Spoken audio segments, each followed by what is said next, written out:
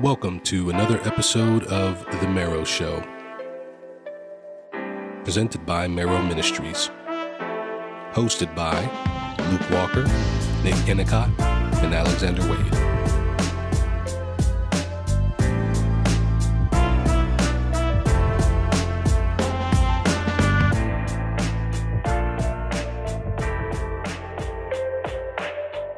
All right, everybody, welcome to another episode of The Marrow Show, brought to you by Marrow Ministries. Today, we're going to continue on our topic of the Reformed doctrine of church membership. We've already done the first part. You should have seen that by now. If you haven't seen it, make sure you go and watch that on YouTube, or you can go over to marrowministries.org, watch it on there, get that part one. But we're going to continue talking about church membership.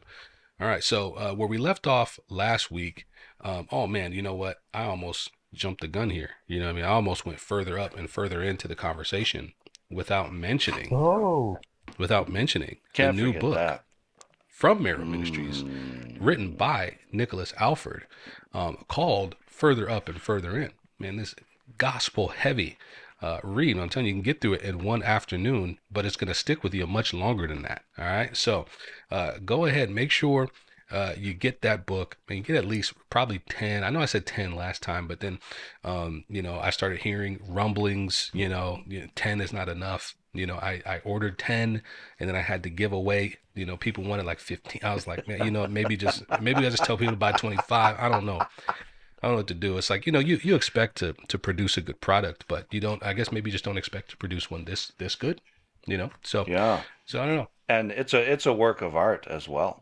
It is. Even if you never read it, it will give you grace. Yeah. Just looking at the cover is something very, very godly, is like imbued into just the artwork and the cover. As soon as you look at it, you just know. Like, yeah. I would be very disappointed if something this beautiful had trash inside of it, right? Yeah. But that's not the case. All right. That's not the case. All right, y'all. But let's jump right back into it. Man, church membership. We already kind of talked through, man, what is church membership? What is the biblical? What verses can we go to in the New Testament that give us insight and implication and assumptions as to, man, what church membership is? Man, we even talked about the difference between church membership and Costco memberships or gym memberships. We got into all that in part one. But now we're going to get into, we're going to look, all three of us are Baptists, Reformed Baptists. We're going to look at our Confession of Faith, the 1689 Second London Baptist Confession of Faith. We'll start there. We may branch out into some other things. But to say, man, when we look in the confession, Nick, what are some of the characteristics of the New Testament church and church member that we can get from our Confession of Faith? Yeah, good. There are several paragraphs in chapter 26. Chapter 26 is of the church in the 1689. So really paragraphs 5, 6, 7, and 8 all deal directly with church membership. So in paragraph 5, it says, those thus called, and it's talking about the calling of God, calling people onto himself and making them to be Christians. Those thus called, he commanded to walk together in particular societies or churches for, and he gives the reason, mutual edification and the due performance of that public worship which he requireth of them in the world. So that's our first instruction as to what the church is for, that we are edifying one another through fellowship, through spiritual care, physical care, all of those things. And then we're worshiping together as God's people as we gather with one another. Paragraph 6, the members of these churches are saints by calling, visibly manifesting and evidencing in and by their profession and walking their obedience onto that call of Christ, and do willingly consent to walk together. That's an important aspect of this, that this is, it's a voluntary commitment. I'm voluntarily, willingly joining to this church. It's not under compulsion. It's not by force. According to the appointment of Christ, giving up themselves to the Lord and one to another by the will of God, in professed subjection to the ordinances of the gospel. And so I'm giving myself over to the other members of the church in the sense that I am saying to them, I want to be accountable to you. I want to make myself available to serve you as I am able with the gifts that God has given me. I want to be in this relationship with you that goes beyond being an acquaintance or even goes beyond being a friend or a family member. There are specific things now required of me as a member of the church to the other members of the church by virtue of my voluntary commitment to that. And so, in that sense, I'm submissive. I'm submissive to the other members in the same way that Paul writes about in Ephesians, that we submit to one another as to Christ. In paragraph 7, to each of these churches thus gathered according to his mind declared in his word, he hath given all that power and authority which is in any way needful for their carrying on of the order of worship and discipline which he hath instituted for them to observe, with commands and rules for the due and right exerting and executing of that power. So that goes back to what we talked about previously about church discipline and how it functions, and there must be a membership in order for that to function. And then finally, paragraph 8, a particular church gathered and completely organized according to the mind of Christ consists of officers and members, and the officers appointed by Christ to be chosen and set apart by the church, so called and gathered, for the peculiar administration of ordinances and execution of power and duty, which he entrusts them with, or calls them to be continued to the end of the world, are bishops or elders and deacons. So the very fact that a church needs pastors and deacons or elders and deacons implies that there needs to be a congregation in order to call them. Who is going to appoint the elders? Who is going to appoint the deacons if you don't have a church membership? We don't see any evidence in the scriptures. The New Testament doesn't show us anywhere where someone just wakes up one morning and says, I think I want to be a pastor, so I'm going to go start a church, and then I'm going to appoint everybody in the way that I see fit. There's a process, and there is a mutual work that's being done among the members of the church in order to not only submit ourselves to one another in the congregation, but as a member saying, I willingly consent to put myself under the spiritual biblical authority of my overseers and my deacons, of the officers of the church. That's just as important as saying I want to join the church as saying I want to put myself under their biblical authority. And so there needs to be some consent of the church, but if you don't have a membership, how do you gather the consent of the church? Because there's no way to determine who gets to make that determination and who doesn't. So there's an implication there of the church's involvement. So a very, very quick rundown of what we see in parts of the confession. It was a rundown. I don't know about very quick, but it was a rundown. It was a good one. That was a road. We could go on for a very long time. That was a back down from half court. That was.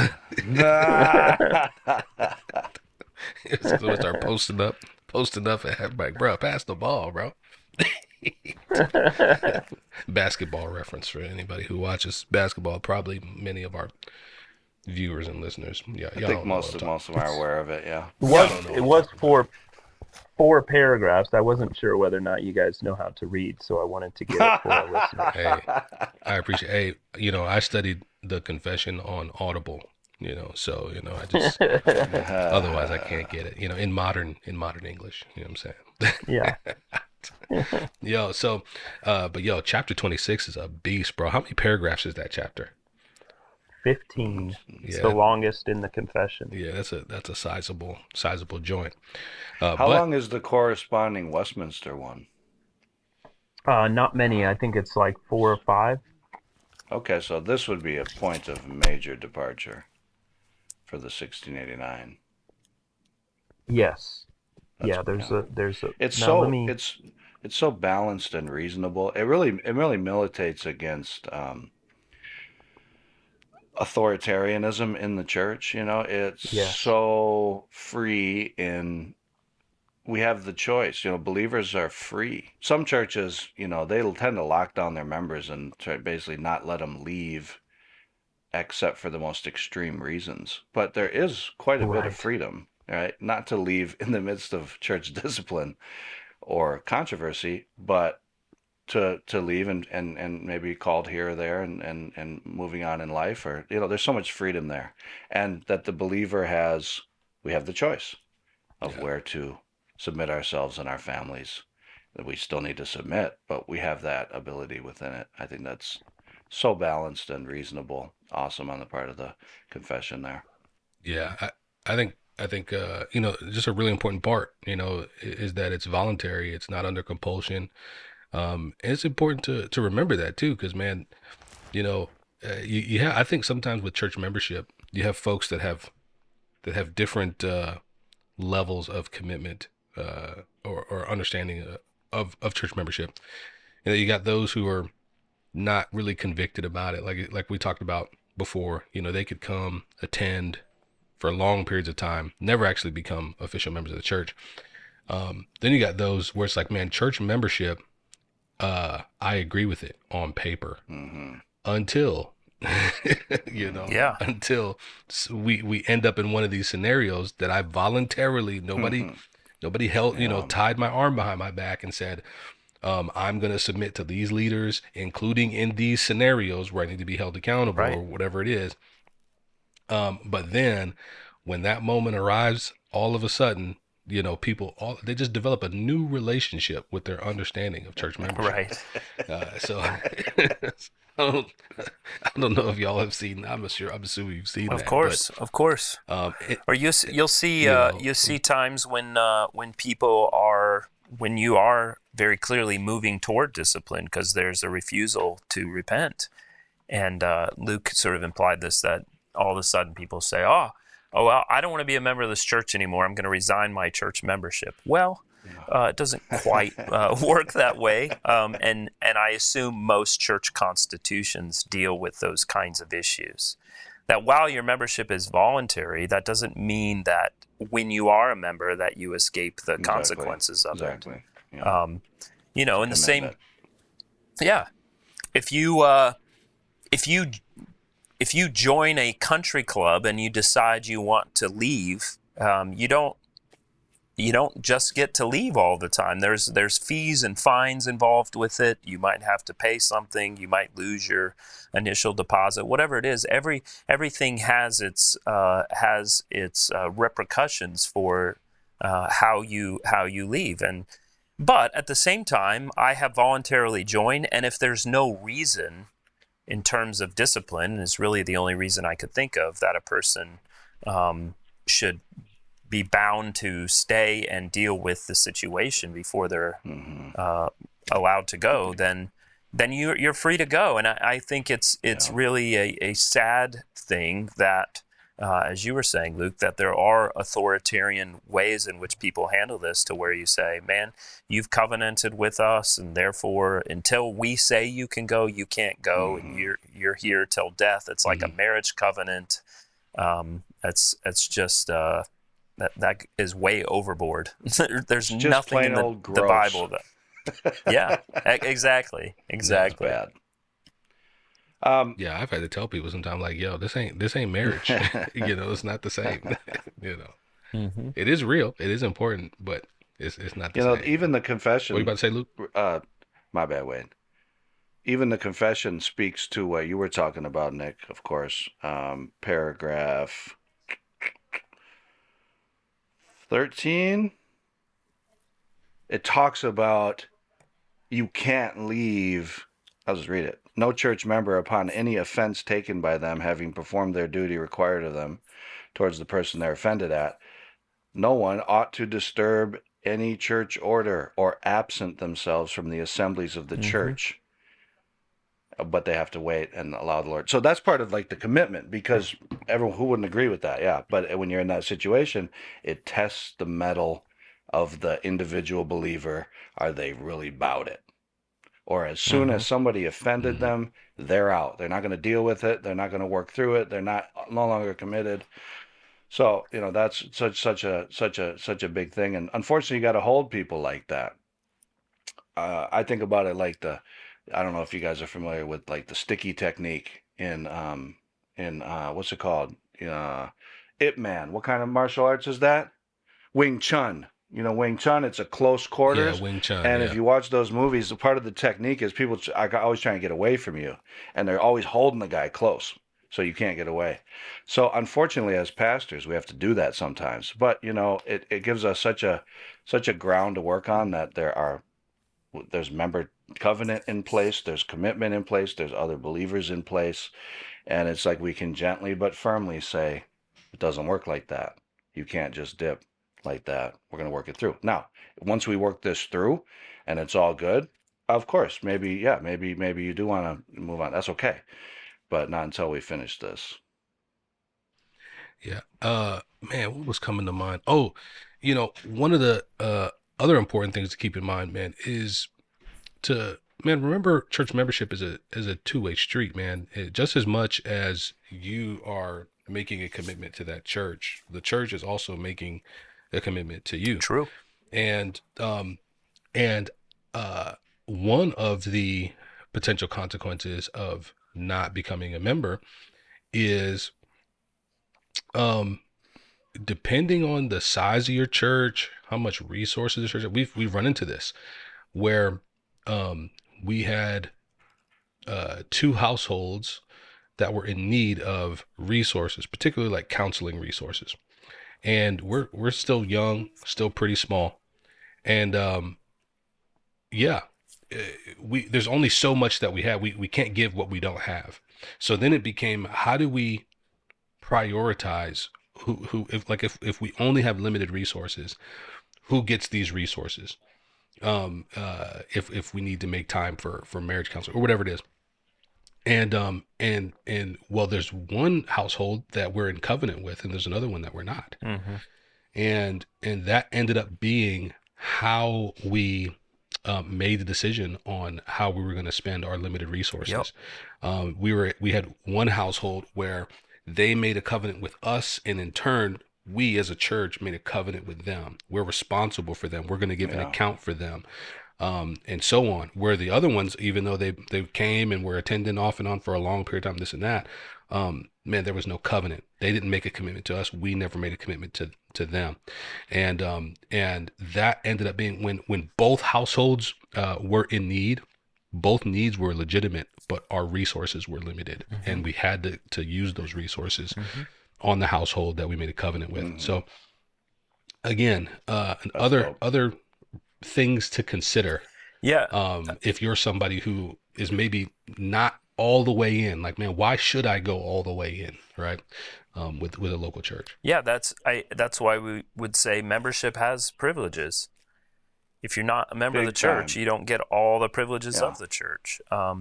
We've always told people in terms of benevolence, if you're a member of the church, so long as the church is able and it's a legitimate benevolent need, your need will be taken care of.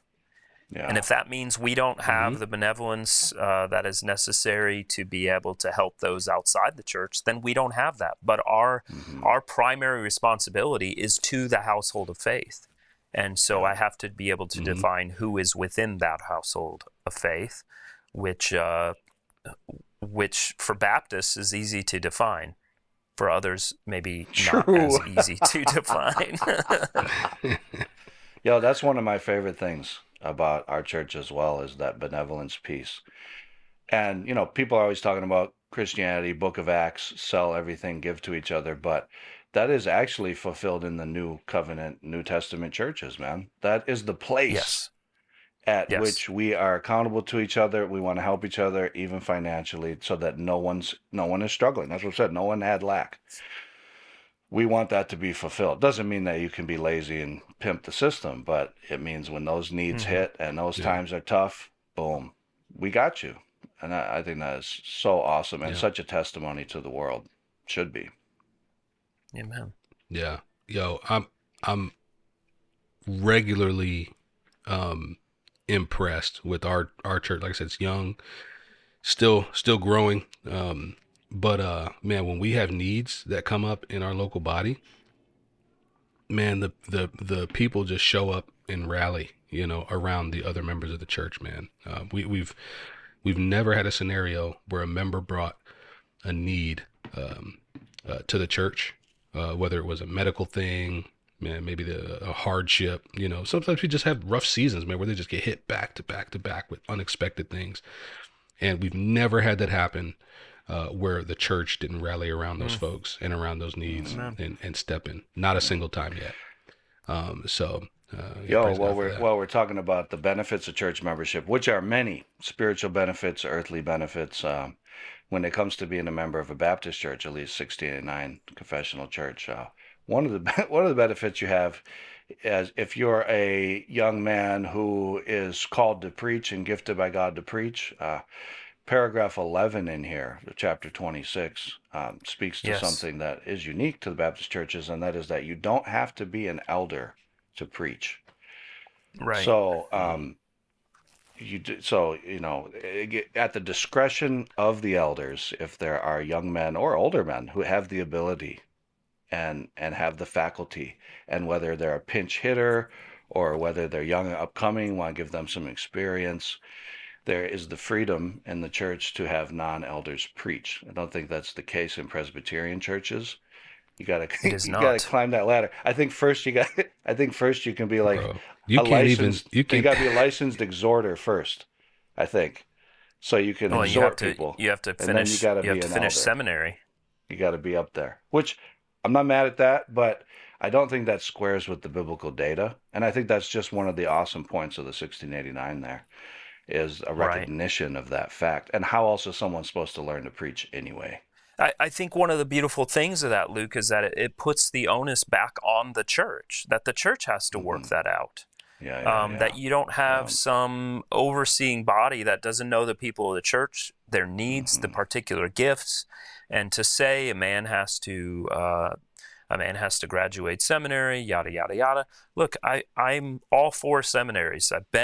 I started one in Nigeria. I work with one here in the U.S. I'm not bashing seminaries. I think it's an important element of church life that we have trained leaders, but we can't get around the fact that the scriptures don't command that whatsoever, and so.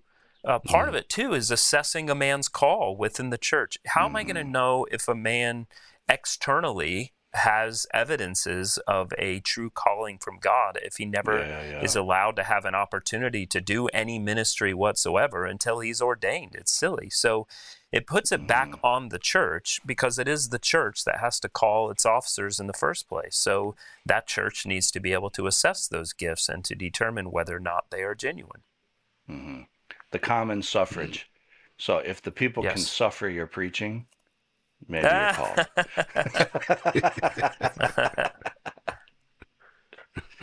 Also, yo, it doesn't. Also, at the very same time, ordinances, sacraments are still in the hands of the elders. Lord's Supper, baptism, those are only for elders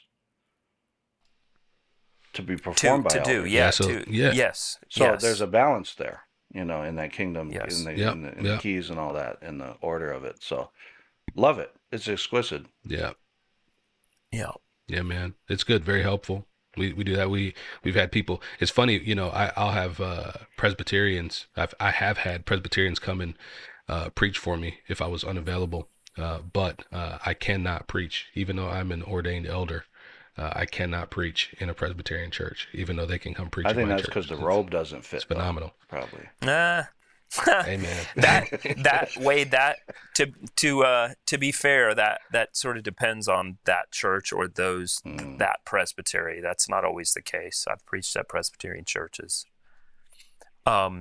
Oh man, I need to make some of Well, your you friends, Uh, graduated man. seminary at least, Nick. well, yeah, Look at me and Wade I here. do We don't think have Likewise. MDivs. the important distinction though is that in Reformed Baptist churches we identify members by virtue of them being believers and having signified that they are believers through the waters of believers' baptism, and then they're brought in as members of the church. Whereas our Paedo-Baptist brethren would say, if you are a member of the Hmm. covenant, in other words, if you're a baby born into a Christian family, you're a covenant child, and are sprinkled as a baby, and now you're a member of the church. And so Presbyterianism has a mixed membership. You have believers and non-believers.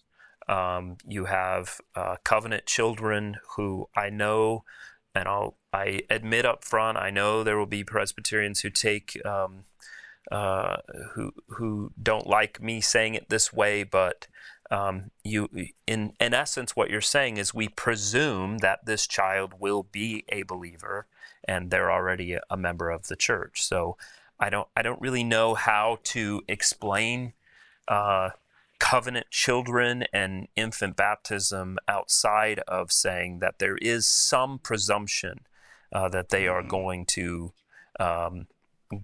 believe. I know presumptive regeneration is a big issue in those circles, but what you're saying is our membership has wheat and tares, and that is a built-in feature to church membership, and that versus sort of the Baptist understanding of it is that church membership, as far as we are able, consists of believers. Otherwise, the whole idea of church membership and everything doesn't make as much sense as putting someone out and now treating them as a sinner or tax collector because we assumed that they were a believer. And so there's a distinction there that has to do with our understanding of the covenant and who's a part of the church, who's a part of the covenant, and who's not. That reminds me of something a pastor of a very large church here in Minneapolis told me once. He said, "We never vote on anything we don't already know the answer to." That's how they do it in Congress, too. Exactly. I thought that was pretty gangster. So I'm not sure about all that, but makes sense. And that's what I was trying to bring out there, Nick, is as we grow, Lord willing, although, it's all good. It's a lot. I mean, having a church, we probably average in the 80s now. So, that's a handful. That's a lot of people to shepherd, like if you're really shepherding them. It is. So, but Lord willing, as we grow, obviously those things will have to become more formalized, as they're needed that way. That makes sense to me. Yeah. Well, man, this is good, man. Good conversation. Hopefully, man, if you've been watching this, man, maybe we touched on things that you've had questions about, or maybe you've had similar conversations about. But man, anything maybe we left on the table. If you're watching this, man, don't just sit on it, man. Leave a comment. If you're watching this on YouTube or on Facebook or wherever you might be watching this or listening to this, man, leave some comments. Let us know what you think. If there's a question we didn't consider, man, drop that question in there. Maybe we'll get to it. But man, engage with this content, share it. And then, man, make sure you go over to marrowministries.org and you subscribe over there as well, man. So, you just don't want to be missing out on all the good stuff we got going on. True. Right? So, but man, guys, good conversation on church membership. Man, until next time, y'all, keep watching Marrow Ministry. Keep watching the Marrow Show, right? Keep going to marrowministries.org. Don't forget to go buy 25 copies of Further Up and Further In. All right? Just don't forget to do any of those things. But until next time, we'll holler at you guys. Grace and peace to you all.